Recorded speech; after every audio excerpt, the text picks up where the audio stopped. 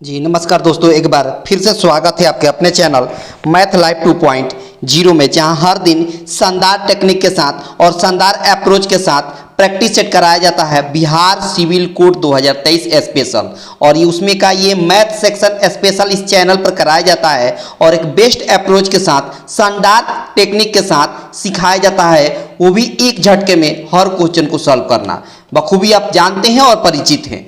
बस आपको करना क्या है कि प्रत्येक दिन मेरे साथ प्रैक्टिस करते चलना है। और इसके पहले प्रैक्टिस सेट 1 से लेकर 30 तक मैंने करा दिया है, उसका लिंक इस वीडियो के डिस्क्रिप्शन बॉक्स में लग जाएगा, नहीं तो एक जगह और मिल जाएगा। प्लेलिस्ट बना हुआ है बिहार सिविल कोड मैथ के नाम से, वहां से भी आप देख सकते हैं और समझ सकते हैं। बस आपको करना क्या है कि पेन और पेपर लेकर बैठ जाना है। जो भी आपको यूनिक चीज दिखाई दे या यूनिक अप्रोच दिखाई दे, उसको तुरंत आपको नोट डाउन कर लेना है, ताकि उस तरह का क्वेश्चन को आपको लगाने में दिक्कत नहीं होगी।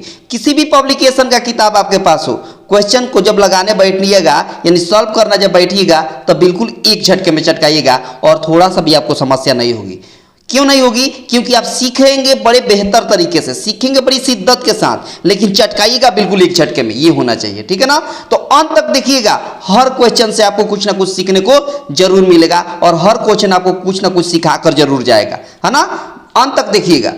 आगे देखिए, आगे आपसे कुछ गुजारिश है, नम्र निवेदन है कि जितने लोग देख रहे हैं सब लोग लाइक कर दें, और अगर चैनल पर पहली बार है तो चैनल को सब्सक्राइब करके बेल आइकन पर क्लिक कर दें। आज ज़्यादा से ज़्यादा अपने दोस्तों के पास शेयर कर दें, है ना। सब्सक्राइब भी कर लीजिए और ज़्यादा से ज़्यादा अपने दोस्तों के पास शेयर कर दें।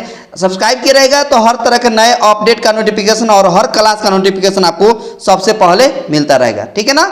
बहुत बढ़िया, बहुत ही खूबसूरत। ये रहा आज का पहला सवाल जो बिल्कुल एक झटके में चटकाएंगे। देखिए, सवाल में बोला है कि 23 दिया हुआ है और प्लस 45 हो जाएगा और प्लस 64 हो जाएगा और प्लस 81 और प्लस 77।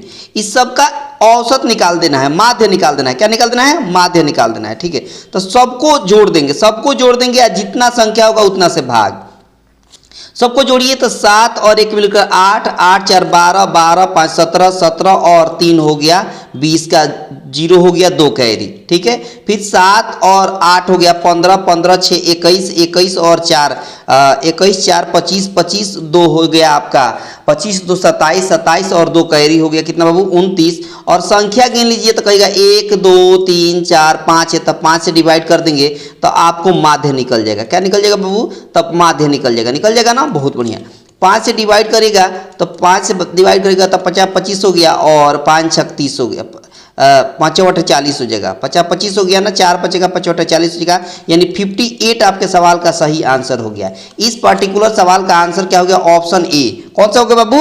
ऑप्शन ए हो गया, जो बड़ी आसानी से और एक बेस्ट अप्रोच के साथ आपने क्या कर दिया? इस क्वेश्चन को चटका दिया, चटका दिया ना। बहुत बढ़िया, बहुत ही खूबसूरत। ये देखिए, ये सवाल देखिए कितना आसान है। बोला है कि ए और सी किसी काम को मिलकर 20 दिन में किया जाता है ना, और बी और सी उस काम को मिलकर कितना दिन में करते हैं? तो कहेगा 12 दिन में करते हैं। और तीनों अगर मिल जाए, ए प्लस बी और प्लस सी तीनों मिल जाएं तो उस काम को 8 दिन में पूरा होता है। तो बताना है ए और बी मिलकर कितना दिन में काम कंप्लीट करेंगे, ठीक है। देखिए, सबसे पहले हम टोटल वर्क निकालेंगे। टोटल वर्क कैसे निकलता है? तो तीनों का हम 20 12 और 8 का एलसीएम निकाल देंगे। एलसीएम कैसे निकलेगा? तो इसका एलसीएम हो जाएगा 120, यानी 120। 120 क्या हो जाएगा? इसका एलसीएम हो जाएगा, यानी टोटल वर्क हो गया 120। बहुत बढ़िया। अब देखिए, 20 से 120 में भाग देंगे तो कितना होगा? 6 यूनिट होगा। 12 से 120 में भाग देंगे तो 10 यूनिट हो जाएगा और 8 से 120 में भाग देंगे तो 15 यूनिट हो जाएगा। बहुत बढ़िया। अब देखिए, ए और बी को निकालना है ना, तो ए और बी का आपके पास क्या होना चाहिए? क्षमता होना चाहिए, यूनिट हो। तो देखिए यहाँ पर ए प्लस बी प्लस सी तीनों मिलाकर का कितना यूनिट है? 15 यूनिट है। बहुत बढ़िया। अच्छा, एक बात बताइए, यहाँ पर अगर हम ए का मान निकालना है, ए का मान या बी का मान अलग अलग इसमें वैल्यू पुट कर दें तो भी हो जाएगा, और नहीं तो सीधा क्या करते हैं कि हम सी का वैल्यू निकाल लेते हैं। किसका वैल्यू? सी का वैल्यू निकाल लेते हैं। आपके सामने यहाँ पर ए प्लस बी का यूनिट दिया है, कितना दिया है? तो कहेगा 6 यूनिट दिया है। ए और सी का यूनिट कितना दिया है? 6 यूनिट दिया है। और बी और सी का कितना दिया है? तो कहेगा 10 यूनिट दिया है। बी और सी का कितना दिया है? 10 यूनिट दिया है। तो हम क्या करते हैं कि सी का वैल्यू निकाल कर इसमें पुट कर दिए बी और ए में तो भी हो जाएगा, और नहीं तो ए का ही वैल्यू पुट कर दीजिएगा तो भी हो जाएगा। जैसे अब बनेगा वैसे बन जाएगा, थोड़ा सा भी आपको दिक्कत नहीं होगा, आप जैसे सुविधा हो आपके लिए, ठीक है ना। तो मान लीजिए कि अगर हम सी का वैल्यू निकाल लेते, ए इधर जाकर घटेगा, ए इधर आकर घटेगा, तो अगर हम मान लीजिए कि ऐसे कर लेते हैं, एक और काम कर लेते हैं, एक और काम, दोनों को जोड़ देते हैं तो ए और बी मिलकर कितना हो जाएगा, ए प्लस बी हो जाएगा, और सी मिलकर कितना हो जाएगा, 2c हो जाएगा। इधर 10 और 6 कितना हो जाएगा, 16 यूनिट हो जाएगा, ठीक है। अब एक काम करिए कि हमको a प्लस बी का मान निकालना है, तो हम c का वैल्यू इसमें पुट कर देंगे, c का वैल्यू क्या कर देंगे, पुट कर देंगे। तो अगर मान लीजिए कि c का वैल्यू अगर पुट करते हैं, c का वैल्यू अगर पुट करते हैं तो ये c इधर आकर घट जाएगा, तो ये माइनस में c हो जाएगा, यानी a प्लस बी का कितना होगा, 15 माइनस सी। तो a प्लस सी की जगह पर हम क्या लिख सकते हैं, 15 माइनस सी, 15 माइनस सी, आप प्लस 2c है तो 2c, या इधर 16 है तो 16, ये इधर आकर घटेगा, ये इसमें से घटेगा, तो c का कितना हो जाएगा, 1 यूनिट, c का कितना हो जाएगा, 1 यूनिट, और यही 1 यूनिट हम इसमें रख देंगे, कहाँ पर, यहाँ 1 यूनिट। तो 1 इधर आकर घटेगा, तब 15 में से एक जगह तो 14 हो जाएगा, यानी कुल मिलाकर बात ये हो गया कि a प्लस बी का यूनिट 14 यूनिट हो गया। कितना यूनिट, 14 यूनिट। अब करना किसको है, तो कहेगा a प्लस बी दोनों को करना है। काम टोटल कितना है, तो कहेगा 120 टोटल काम है, या करना है ए प्लस बी को, तो ए प्लस बी को मिलाकर कितना यूनिट है, 14 यूनिट है, तो 14 से भाग दे देंगे तो ऊपर 60 हो गया, और नीचे 2 से कटेंगे तो 7 हो जाएगा, यानी 60/7, यानी ऑप्शन ए हो गया। कौन सा हो गया बाबू, तो कहेगा ऑप्शन ए हो गया। 60/7 दिन लगेगा किसको, ए और बी को उस काम को करने में। बहुत शानदार, बहुत ही खूबसूरत। आगे देखिए अगला सवाल। अगला सवाल बोला है कि एक उत्पाद का अंकित मूल्य, औसत मूल्य पर लिया है, लिखा है, लेकिन यहाँ पर अंकित मूल्य हो जाएगा। अंकित मूल्य कितना दिया है, 500 दिया है, और उसमें 2 बार क्रमिक 10% छूट दिया जाता है। तो पहली बार जब 10% छूट दीजिएगा तो 90/100 लिखिएगा ना, बिल्कुल लिखेंगे। दूसरी बार जब 10% फिर छूट दीजिएगा तो फिर से आप 90/100 लिखिएगा, बिल्कुल लिखिएगा, क्योंकि 100 में से 10 घटाएंगे तो 90% होगा ना। तो यहाँ से 00 से 00 टर्मिनेट हो गया, फिर ये 00 से ये 00 टर्मिनेट हो गया, 9 में गुणा करेंगे तो 81 हो गया, और यहाँ 5 से मल्टीप्लाई करेंगे तो 8 × 5 = 40 हो गया, यानी 405 आपके सवाल का आंसर हो गया ऑप्शन बी, सी। कौन सा बाबू, तो ऑप्शन बी हो जाएगा। बी सी, अब ए सी बी डी लिखा हुआ है, लेकिन ये ऑप्शन ये बी होगा, सी चूंकि यहाँ लिखा हुआ है तो ऑप्शन बी हो जाएगा। कौन सा बाबू, ऑप्शन बी हो जाएगा, जो बड़ी आसानी से और एक बेस्ट अप्रोच के साथ आपने इस क्वेश्चन को चटका दिया ना, बहुत बढ़िया, बहुत ही खूबसूरत। ये देखिए सवाल में बोला है कि 2 संख्याओं का अनुपात दिया है, ये पहली संख्या हो गया, ये दूसरी संख्या हो गया।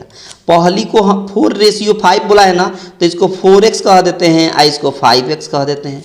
अब सवाल में बोला है कि दोनों के घनों का योग दिया है। घनों का योग मतलब इसका घन करेंगे तो 4 का x का क्यूब करेंगे तो 64x³ हो जाएगा, बहुत बढ़िया।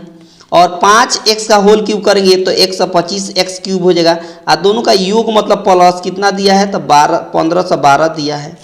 अच्छा, दोनों को जोड़ेंगे जब तो 5 × 4 = 9 हो गया, 12 × 6 = 18 हो गया, है ना, x³ है तो x³ इधर हो गया 15 12। और जब x³ का वैल्यू निकालेंगे तब 1512/189 हो जाएगा, और 18 8 हाँ 8 बार में कट जाएगा, ये 8 बार में कट जाएगा, तो x³ का वैल्यू कितना हो गया, 8 हो गया, है ना। तो x का वैल्यू कितना होगा, तो 2 हो जाएगा। x का वैल्यू कितना हो जाएगा, 2 हो जाएगा। अब आपसे पूछा है कि उनके अंतर का वर्ग, पहले तो अंतर निकाल लीजिए, दोनों का अंतर कितना होगा, 5x में से 4x घटाएंगे तो कितना होगा, x होगा। तो x का वैल्यू कितना आया है, 2 आया है, तो 2 लिख दीजिए। आप बोला इसका वर्ग निकाल दीजिए, वर्ग मतलब x², तो 2 का x² कितना हो जाएगा, 4 हो जाएगा, और यही आपके सवाल का आंसर होगा ऑप्शन बी। कौन सा बाबू, तो कहेगा ऑप्शन बी हो गया, जो बड़ी आसानी से और एक बेस्ट अप्रोच के साथ आपने इस क्वेश्चन को चटका दिया ना, बहुत बढ़िया, बहुत ही खूबसूरत। देखते रहिए, सीखते रहिए। यहाँ देखिए बोला है कि ए और बी किसी काम को 8 दिन और 16 दिन में पूरा करते हैं। तो देखिए ए किसी काम को 8 दिन में करता है और बी उसी काम को 16 दिन में करते हैं, ठीक है। अच्छा, दोनों का टोटल वर्क कितना हो जाएगा, तो 16 होगा। दोनों का एलसीएम कितना होगा, 16 होगा, और यही एलसीएम टोटल वर्क होता है, यानी दोनों मिलकर 16 काम करते हैं। करना किसको है, एक साथ 3 दिन तक साथ में काम करते हैं, तो कार्य कितना भाग बच जाएगा। अच्छा, एक बात बताइए, 8 से 16 में भाग देंगे तो कितना होगा, 2 यूनिट, और 16 से 16 में भाग देंगे तो 1 यूनिट। तो दोनों मिलकर काम करते हैं तो 2 1 मिलकर 3 यूनिट काम होगा। एक दिन में कितना काम होगा, 3 यूनिट काम होगा। काम कितना करना है? 3 करना है, तो 3 दिन का काम कितना हो जाएगा? तो 3 3 का 9 काम हो जाएगा। कितना काम हो जाएगा? 9 काम। अच्छा 16 में से 9 काम हो गया तो कितना बच गया? 7 काम बच गया है। कितना में? 16 में। तो 7/16 आपके सवाल का आंसर हो गया। 7/16 ऑप्शन सी हो गया। कौन सा हो गया बाबू? तो कहेगा ऑप्शन सी हो गया, जो बड़ी आसानी से और एक बेस्ट अप्रोच के साथ आपने इस क्वेश्चन को चटका दिया ना। बहुत बढ़िया, बहुत ही खूबसूरत। देखते रहिए, सीखते रहिए। देखिए बोला है कि क्रिकेट खेल के पहले 20 ओवर में औसत रन 5.50 था।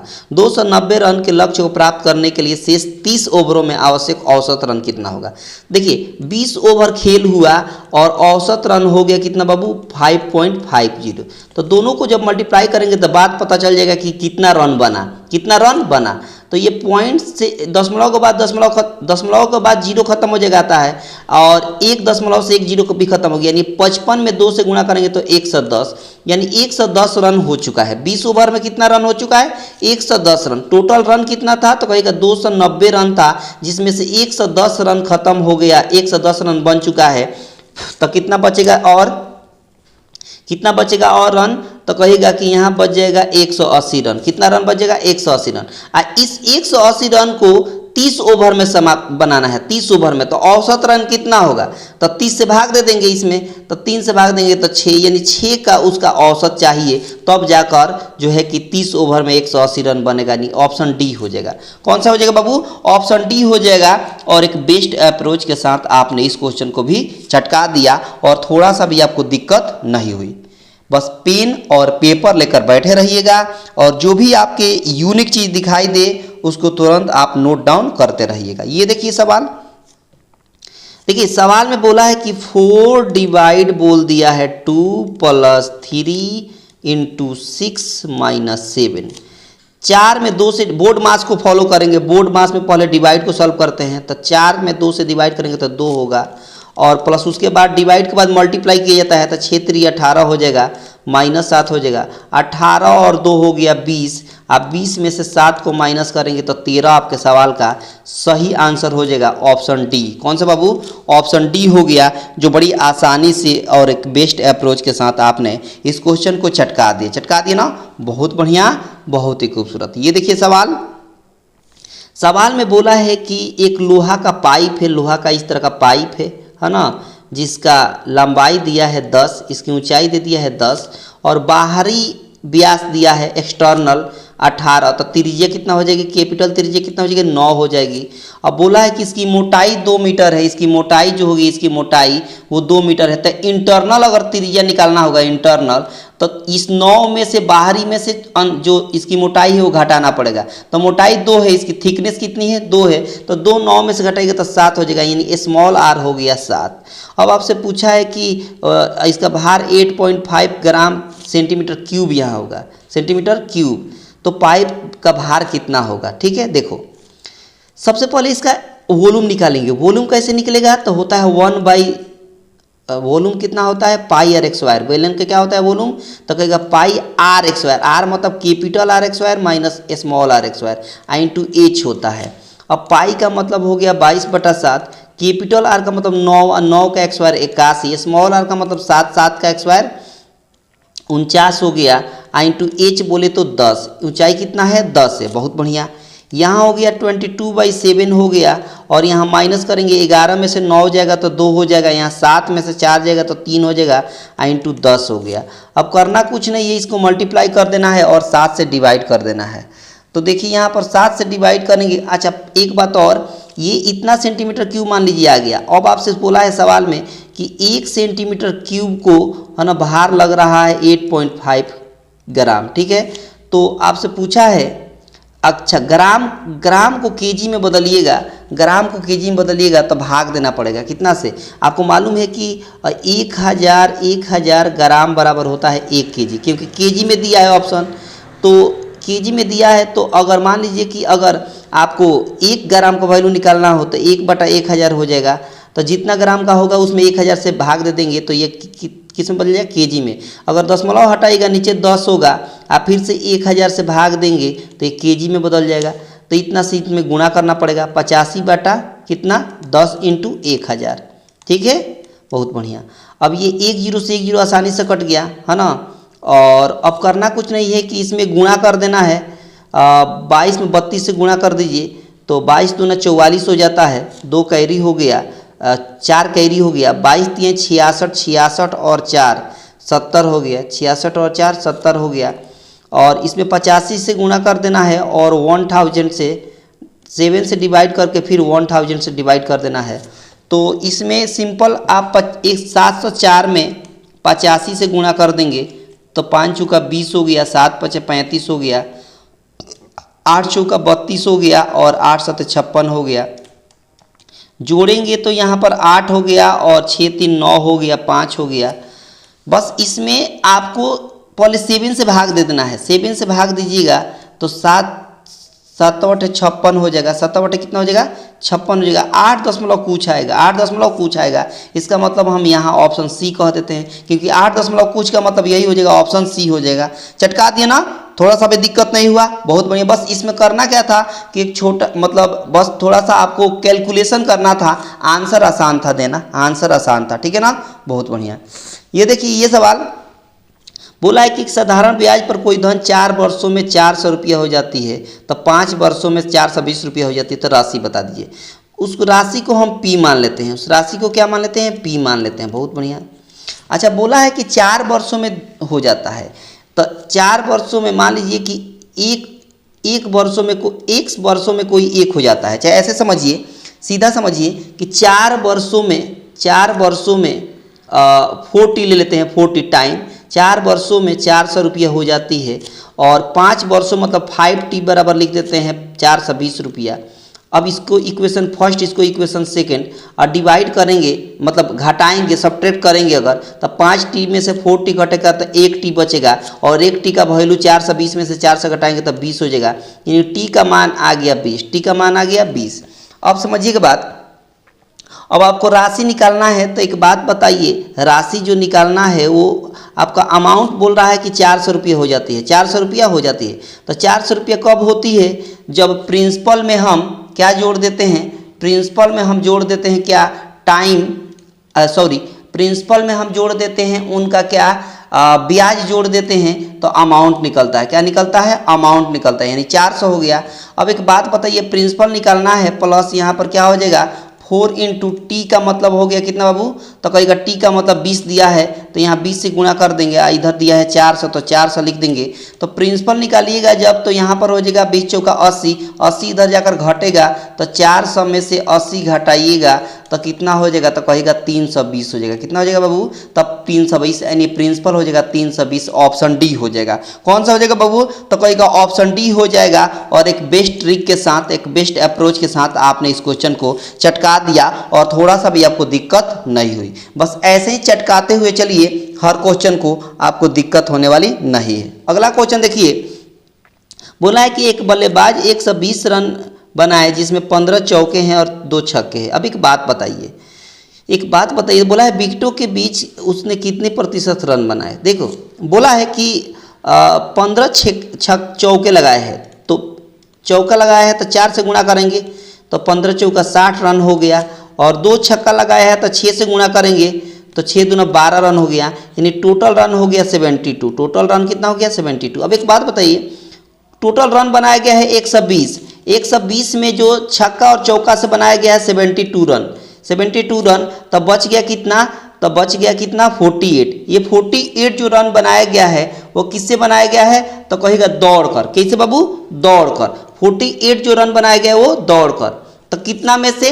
तो कहेगा 100, टोटल 120 में से, तो 120 लिख देंगे नीचे, या टोटल इंटू 100 कर देंगे परसेंट बदलने के लिए। 10 से 10, 12 चौका 48 होता है, 4 में 10 से गुणा करेंगे तो 40% उसने जो रन बनाया है वो विकेट दोनों विकेटे के बीच के दौड़ कर लिया है, दौड़ कर। ठीक है ना, तो यहाँ पर हो गया ऑप्शन डी। कौन सा बाबू? ऑप्शन डी हो गया, जो बड़ी आसानी से और एक बेस्ट अप्रोच के साथ आपने इस क्वेश्चन को चटका दिया और थोड़ा सा भी आपको दिक्कत नहीं हुई। बहुत बढ़िया, बहुत ही खूबसूरत। देखते रहिए, सीखते रहिए।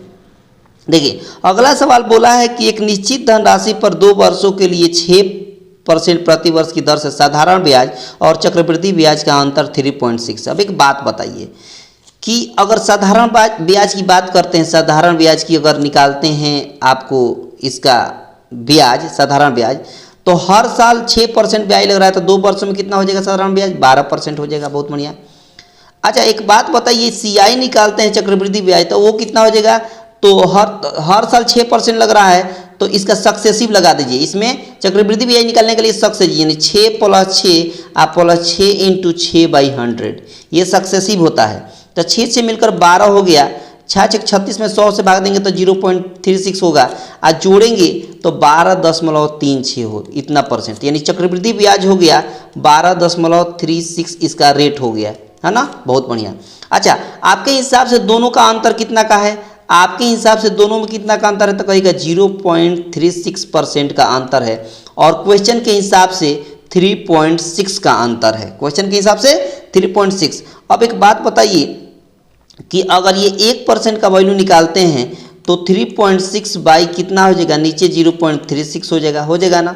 ये दशमलव हटेगा तो ऊपर हो जाएगा 100, और ये दशमलव हटेगा तो नीचे हो जाएगा 10। 36 से 36 कट गया, 1 0 से 1 0, यानी 1% का वैल्यू हो गया 10। 1% का वैल्यू 10। पूछा है कि राशि बता दीजिए। राशि मतलब प्रिंसिपल बता देना है, और प्रिंसिपल को हम 100 मान लेते हैं। प्रिंसिपल को क्या मान लेते हैं? 100% मान लेते हैं। तो जब 1% का वैल्यू 10 तो 100% का वैल्यू कितना हो जाएगा? तो कहेगा 1000। 100% का वैल्यू 1000 यानी ऑप्शन बी। कौन सा बाबू? तो कहेगा ऑप्शन बी हो गया, जो बड़ी आसानी से और एक बेस्ट अप्रोच के साथ आपने इस क्वेश्चन को चटका दिया और थोड़ा सा भी आपको दिक्कत नहीं हुई। बहुत शानदार, बहुत ही खूबसूरत। देखते रहिए, सीखते रहिए और जीवन का आनंद लेते रहिए। ये सवाल आसान है, ये होमवर्क में देते हैं।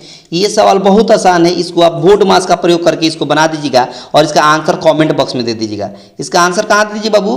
कमेंट बॉक्स में दे देंगे। ये देखिए यहाँ बोला है कि A/B का वैल्यू दिया है कितना बाबू? 2/3। ठीक है। उसके बाद B/C का वैल्यू दिया है कितना बाबू? तो कहेगा 5/6। उसके बाद C/D का वैल्यू दिया है तो कहिएगा 18/9। उसके बाद आपको A/D निकालना है, तो इसका सिंबल फंडा है, यानी A/D निकालने के लिए तो क्या करिए कि इसको A/B × B/C × C/D लिख सकते हैं। क्यों? क्योंकि B से B कट सकता है और C से C, तो A/D बच जाएगा ना। अब सिंपल देखिए, A/B का मतलब 2/3 बहुत बढ़िया। B/C का मतलब 5/6 हो गया। अच्छा C/D का मतलब क्या हो जाएगा? 18/9 तो 18/9 हो गया। अब काटिए तो 2 से 3 बार में कट गया और 9 से कट गया 2 बार में, ऊपर हो गया 10, नीचे हो गया 9, यानी हो जाएगा कितना हो जाएगा? 10:9 हो जाएगा। 10:9 हो जाएगा ना। कैसे? तो आप देख सकते हैं, कहीं पर गड़बड़ी तो नहीं हुई है। A/D निकालना था, बहुत आसान था, है ना, बहुत आसान था। तो हमने A/B, B/C और C/D कर दिया। 2/3, 5/6, 18/9, और हमने काट दिया 2 से 3 बार में कट दिया और 9 से 2 बार में कट गया, तो 5 दूना 10, 3 त्रिका 9। ये आंसर सही है। ऑप्शन एरर है, ऑप्शन एरर लग रहा है, ठीक है ना। ये आंसर सही है, चटका दिया ना। बहुत बढ़िया, बहुत ही खूबसूरत। ये देखिए अगला क्वेश्चन की सवाल में बोला है यहाँ पर कि 40,000 रुपया में एक स्कूटर खरीदता है और मरम्मत पर 5,000 रुपया खर्च करता है, तो एक बात बताइए कि CP कितना हो जाएगी? तो कहेगा 40,000 में खरीदा जा रहा है और 5,000 रिपेयरिंग किया जा रहा है, तो वो भी CPA में आएगा। दोनों को जोड़ देंगे तो 45,000 उसका कॉस्ट प्राइस हो गया। अब बेचा कितना में जा रहा है? सेलिंग प्राइस कितना है? तो कहेगा 54,000 में बेचा जा रहा है। अब बोला कि लाभ प्रतिशत बता दीजिए, तो इसको रेशियो से बनाएंगे। ये 000 से 000 काट दीजिए, और ये 9 से काट दीजिए 5 बार में, 9 से काट दीजिए 6 बार में, ठीक है। तो 5 था 6 हो गया, तो कितना की बढ़ोतरी हुई? 1 की। किस पर? तो कहेगा 5 पर, क्योंकि हमेशा लाभ और हानि CP पर निकालते हैं। I × 100, तो 100 पर कितना हो जाएगा? तो 5 से 100 में भाग देंगे तो 20% हो जाएगा। कितना हो जाएगा बाबू? 20% का लाभ होगा, यानी ऑप्शन डी हो जाएगा। कौन सा हो जाएगा बाबू? तो कहेगा ऑप्शन डी हो जाएगा, जो बड़ी आसानी से आपने इस क्वेश्चन को चटका दिया ना। बहुत बढ़िया। ये देखिए इसमें सवाल बोला है अगला कि ए और बी के पास राशि कितना है? 1800 रुपया है। ए की राशि यहाँ बोला ए की राशि की 4/3 जो है वो b की राशि के 2/3 के बराबर है।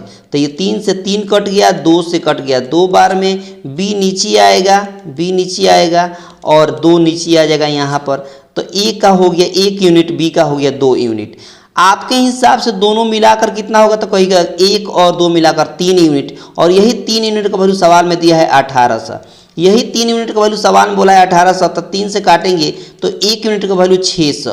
1 यूनिट का वैल्यू जब 600 हो गया तो सवाल में बोला है कि b के पास कितनी राशि था? b के पास 2 यूनिट था। कितना यूनिट? 2 यूनिट। जब 1 यूनिट का वैल्यू 600 तो 2 यूनिट का वैल्यू कितना हो जाएगा? 1200। और क्या आंसर हो गया? Option B. ऑप्शन बी, जो बड़ी आसानी से आपने इसको चटका दिया और थोड़ा सा भी आपको समस्या नहीं हुई। बहुत बढ़िया, बहुत ही खूबसूरत। यहाँ देखिए सवाल में बोला है कि 4 वर्ष पहले पति, पत्नी और बच्चे की औसत आई। तो देखिए पति को हम x मान लेते हैं, पत्नी को हम y मान लेते हैं और बच्चे की आयु को हम क्या मान लेते हैं? z मान लेते हैं। अब बोला है कि 4 वर्ष पहले उनकी औसत आयु, तो कैसे निकालेंगे? तो देखिए x + y + z का वैल्यू कैसे निकालते हैं? सबसे पहले उनका औसत आयु कितना दिया है? तो कहेगा 26 वर्ष दिया हुआ है। टोटल व्यक्ति कितने हैं? 3 व्यक्ति हैं, तो 3 से इसमें गुणा करना पड़ेगा क्योंकि औसत दिया है। इसमें 4 वर्ष पहले ये बोला गया है तो 4 वर्ष इसमें जोड़ना पड़ेगा योग निकालने के लिए, क्योंकि पहले बोला है ना, तब पहले बोला है तो इसमें भी से 4 घटेगा, इसमें भी से भी 4 घटेगा, इसमें से भी 4 घटेगा, तो 4 3 12 घटेगा, घटेगा माइनस में है, इधर जगह तो प्लस में हो जाएगा 12 साल। इसका मतलब हो गया कि 6 3 18 और 3 दूना 6 1 7 हो गया प्लस 12, यानी हो गया यहाँ पर कितना बाबू? तो कहेगा 90 हो गया, यानी x + y का वैल्यू आ गया 90। और फिर से वैसे ही बोला है पत्नी और बच्चा, पत्नी मतलब y और बच्चा मतलब z, यानी y + z। तो y + z का औसत कितना दिया है? तो कहेगा 22 दिया हुआ है। दो व्यक्ति अब है ना, तो 2 से गुणा करेंगे। कितना वर्ष पहले बोला था? 3 साल, इनका 3 साल, इतना मन कितना हुआ? 6 साल पहले की बात बोला है, तो 6 साल इसमें जोड़ना पड़ेगा। तो ये हो गया 22 दूना 44, 44 6 हो गया 50, यानी y + z का वैल्यू हो गया 50। तो यहाँ रख देंगे y प्लस, भाई देखो x + y + z का वैल्यू दिया है यहाँ पर 90। ठीक है, बहुत बढ़िया। अच्छा, यहाँ पर y + z का वैल्यू 50 दिया, 50 इधर जाकर घटेगा तो x का मान कितना हो जाएगा? 40। और x किसका वैल्यू है? तो कहेगा हम पति को माने थे। सवाल में पूछा है कि पति का वर्तमान आयु, यानी पति मतलब 40 साल के हैं। अभी कितने पति हैं, कितने साल के? तो कहेगा 40 साल के हैं, जो बड़ी आसानी से और एक बेस्ट अप्रोच के साथ आपने इसको चटका दिया ना। बहुत बढ़िया, बहुत ही खूबसूरत। अगला सवाल देखिए, सवाल में बोला है कि 2 स्टेशन है P और Q। देखिए एक स्टेशन यहाँ P है और दूसरा स्टेशन यहाँ पर Q है। दूसरा स्टेशन यहाँ पर क्या ले लेते हैं? Q ले लेते हैं। P से Q की दूरी 570 है, 570 किलोमीटर है। ठीक है, बहुत बढ़िया। P जो है वो 5 बजे चलना शुरू करती है। कितना बजे बाबू? 5 बजे चलना शुरू करती है। और Q जो है वो 6 बजे चलना शुरू करते हैं, 6 बजे। ठीक है, मतलब ये इधर चल रही है और ये इधर चल रही है, एक दूसरे की तरफ आ रही है। ठीक है, अच्छा, जो P का है स्पीड है वो 90 किलोमीटर प्रति घंटा है, 90 किलोमीटर प्रति घंटा है। ठीक है, और जो Q का स्पीड है वो 70 किलोमीटर प्रति घंटा है, 70 किलोमीटर प्रति घंटा है। ठीक है, बहुत बढ़िया। बोला है कि ये दोनों कब आकर मिलेगी, कितने बजे दोनों आकर मिलेगी। अब एक बात बताइए, ये 6 बजे चलना शुरू करती है, ये 5 बजे, तो कहीं ना कहीं अगर ये घंटा चलेगी, जो P जो है P ट्रेन वो 1 घंटा चलेगी, तो 1 घंटा मान लीजिए इतना दूर आई, तो हर घंटा 90 किलोमीटर चल रही है, तो 1 घंटा में कितना चली गई? 90 किलोमीटर चली गई।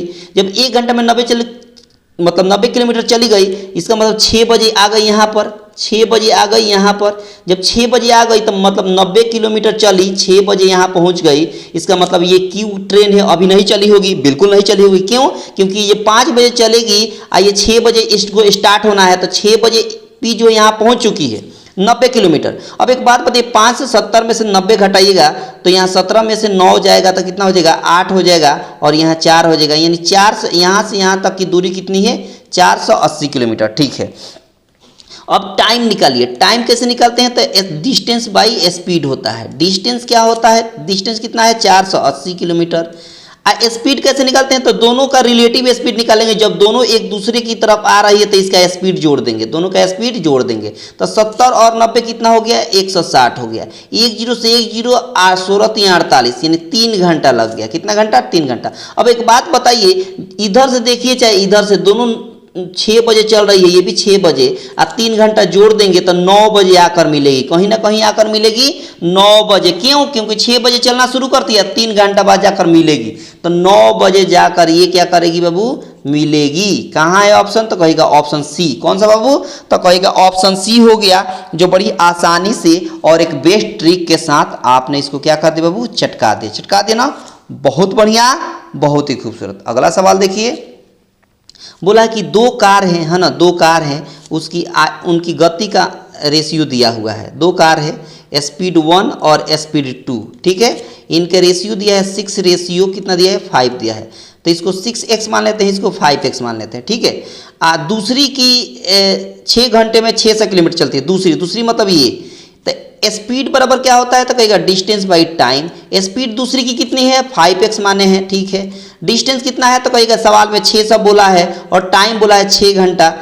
6 से 600 में भाग देंगे तो 100 हो जाएगा, अब 5 से 100 में भाग देंगे तो 20 हो जाएगा, यानी यहाँ पर 100 बराबर कितना आ गया? 20। x का वैल्यू हो गया 20। सवाल में बोला है कि पहली कार की गति बता दिए, तो पहली कार की गति को क्या माने? 6x। तो जब x का वैल्यू 20 है तो 6x का वैल्यू कितना हो जाएगा? 120 हो जाएगा, और क्या? 120 किलोमीटर प्रति घंटा। 120 किलोमीटर प्रति घंटा मतलब ऑप्शन सी हो गया। कौन सा हो गया बाबू? तो ऑप्शन सी हो गया, जो बड़ी आसानी से और एक बेस्ट अप्रोच के साथ आपने इसको चटका दिया। चटका दिया ना, बहुत बढ़िया, बहुत ही खूबसूरत। अगला सवाल बोला है कि एक वस्तु को 400 रुपये में खरीदा जाता है और इसकी मरम्मत पर 50 रुपया खर्च कर दिया जाता है, तो सीपी कितना हो जाएगा? तो 400 और 50 रुपया मरम्मत पर खर्च हो रहा है, यानी सीपी हो गया 450। कितना हो गया? 450। अब सुनिए, बोला कि अंकित मूल्य पर 10% छूट दी जाती है। अब एक बात बताइए, 10% का मतलब क्या होता है? तो कहेगा 1/10। नीचे अगर मार्क प्राइस से छूट 1 दिया जा रहा है, तो मान लीजिए कि मार्क प्राइस 10 है, तो सेलिंग प्राइस कितना हो जाएगा? तो 1 कम हो जाएगा। क्यों? क्योंकि डिस्काउंट 1 का मिल रहा है, तो 10 में से 1 घटाएंगे तो 9 हो गया। अच्छा, उसके बाद बोला कि 20% के लाभ पर बेचा गया है, तो 20% का मतलब होता है 1/5। एक बात बताइए, अगर सीपी 5 है, सीपी कितना है? 5 है, तो सेलिंग प्राइस कितना हो जाएगा? 1 बढ़ा देंगे। क्यों? क्योंकि लाभ हो रहा है, तो 5 1 मिलकर 6 हो गया। अब एक बात बताइए, सेलिंग प्राइस 9 और 6 है, तो दोनों अलग अलग एक ही सवाल में या एक ही कैलकुलेशन में एसपी अलग अलग तो रहेगा नहीं, तो यहाँ 9 है, यहाँ 6 है, तो बैलेंस करके बराबर करना पड़ेगा।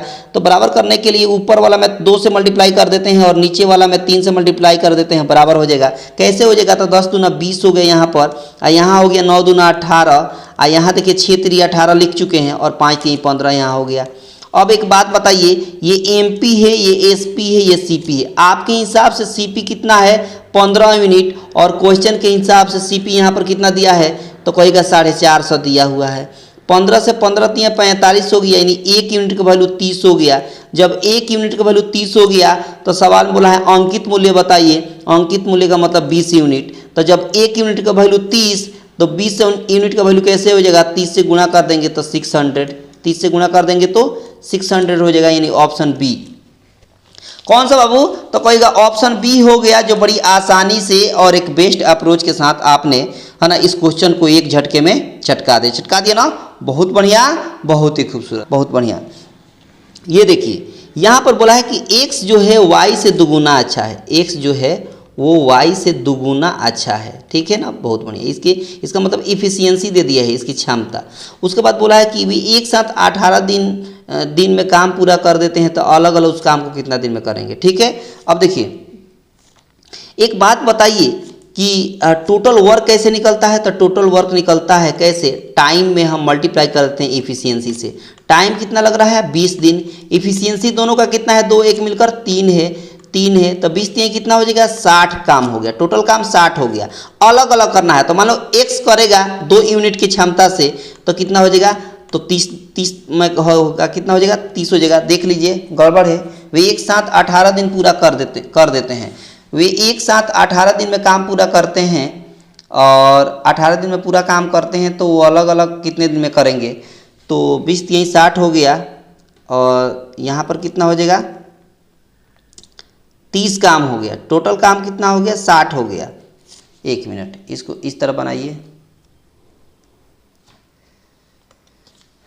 देखिए कैसे बनाएंगे, बोला है x काम करने में y से दुगुना अच्छा है, मतलब x से और y है, यानी y जो है दुगुना अच्छा है, x जो है दुगुना अच्छा है y की तुलना में, ठीक है। अच्छा, वे एक साथ 18 दिन में पूरा काम कर देते हैं, एक साथ मिलकर काम करते हैं तो 18 दिन में पूरा काम खत्म कर देते हैं, 18 दिन में, ठीक है ना।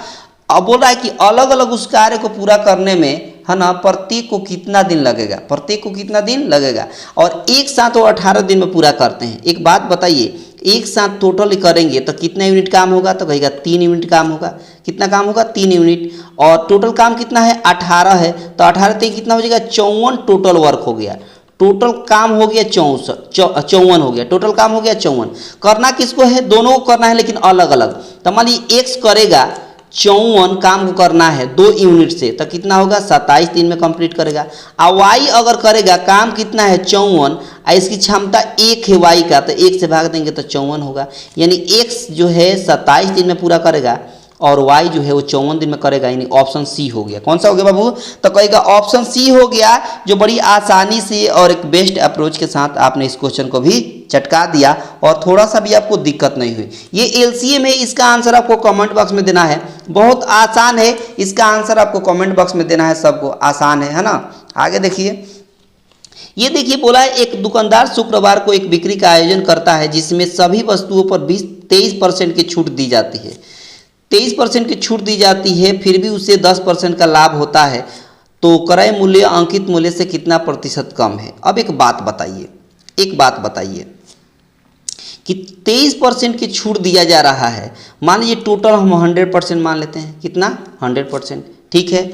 अच्छा एक बात बताइए, 23% का छूट दीजिएगा तो 23% का छूट दीजिएगा तो कितना में बिकेगा, तो कहेगा कि 23% का छूट दीजिएगा तो अगर बेचेगा तो कितना होगा, 77 में बिकेगा, 77% में बिकेगा, ठीक है। अच्छा एक बात बताइए, अगर 10% का लाभ होगा तो कितना बिकेगा, तो कहेगा 110% में बिकेगा।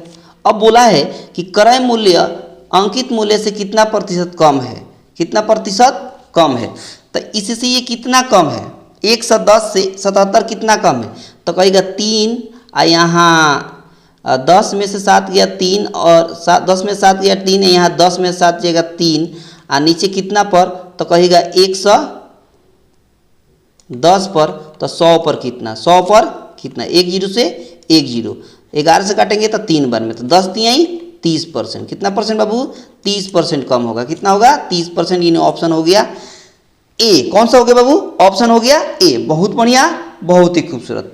अगला सवाल इसको होमवर्क में बनाएंगे आप, इसको भी आपको होमवर्क में बनाना है, ये बहुत आसान सवाल है ना, ये भी आसान सवाल है, इसको भी आपको होमवर्क बनाना है, इसको भी होमवर्क में बना लेना है, जो बहुत आसान है वो होमवर्क में देते हैं। देखिए इसको बना देते हैं, 20% लाभ पर बेचना चाहता है लेकिन 20% हानि पर 480 रुपये में बिकता है। बताइए टोटल हम मान लेते हैं 100%, अगर 20% की हानि होगी, 20% की हानि, तो कितना में बिकेगा, तो कहेगा 80% में बिकेगा, और यही 80% का वैल्यू सवाल में बोला है 480, 1 0 से 1 0, 8 6 48, यानी 1% का वैल्यू हो गया 6, 1% का वैल्यू 6। आपको बेचना है 20% लाभ पर, तो 100 में 20 जोड़िएगा तो कितना होगा, 120 हो जाएगा, यानी 120% का वैल्यू निकालना है। तो 120% का वैल्यू कैसे निकलेगा, 6 में 120 से गुणा करिएगा तो 12 6 72, यानी 720 रुपया में बिकेगा। कितना में बिकेगा बाबू, 720 रुपया में बिकेगा, जो बड़ी आसानी से और एक बेस्ट अप्रोच के साथ आपने इसको क्या कर दिया बाबू, चटका दिया, और थोड़ा सा भी आपको दिक्कत नहीं हुई, ठीक है ना। अब देखिए ये बहुत आसान है, इसके बाद जितना सवाल है आपको होमवर्क में हम दे देते हैं, क्योंकि टाइम हो चुकी है, इन सभी सवालों का आंसर आपको होमवर्क में देना है। इसके बाद इसको भी, ये भी बहुत आसान है ना, इसका भी आंसर आपको होमवर्क में देना है। ये सब आसान सवाल है ना, इसका भी आंसर आपको होमवर्क में देना है। देखते चलिए, ये सब क्वेश्चन को आपको होमवर्क बनाना है, और इसका पीडीएफ मैं दे दूंगा। पीडीएफ कहाँ मिलेगा, इसी वीडियो के डिस्क्रिप्शन बॉक्स में लग जाएगा, इसी वीडियो के डिस्क्रिप्शन बॉक्स में लग जाएगा, है ना। 85 तक है ना, 85 तक है, ये 82 हो गया और ये 83 हो गया। इसका भी आंसर आपको होमवर्क में देना है ना, इसका भी आंसर आपको होमवर्क में देना है, और इसका भी आंसर आपको होमवर्क में देना है। ये सब आसान सवाल है, आसान बना लीजिएगा, कोई दिक्कत आपको नहीं होगी, है ना। आपको थोड़ा सा भी समस्या नहीं होगी और ये भी आसान है, इसका भी आंसर आपको कमेंट बॉक्स में दे देना है। तो इस तरह से हमने यहाँ पर 35 सवाल लेकर आया था और बखूबी आपने देखा कि एक झटके में कैसे चटकाना सिखाया गया यहाँ पर इस चैनल पर, और सीखे भी। और आपको पसंद आया होगा तो सब लोग लाइक कर देंगे, ज़्यादा से ज़्यादा अपने दोस्तों के पास शेयर कर देंगे, और चैनल पर अगर पहली बार हैं तो चैनल को सब्सक्राइब करके बेल आइकन पर क्लिक कर देंगे ताकि नए आने वाले अपडेट का नोटिफिकेशन आपको सबसे पहले मिलता रहेगा। ठीक है ना। तो मिलते हैं अगले क्लास में, तब तक के लिए आज का धन्यवाद।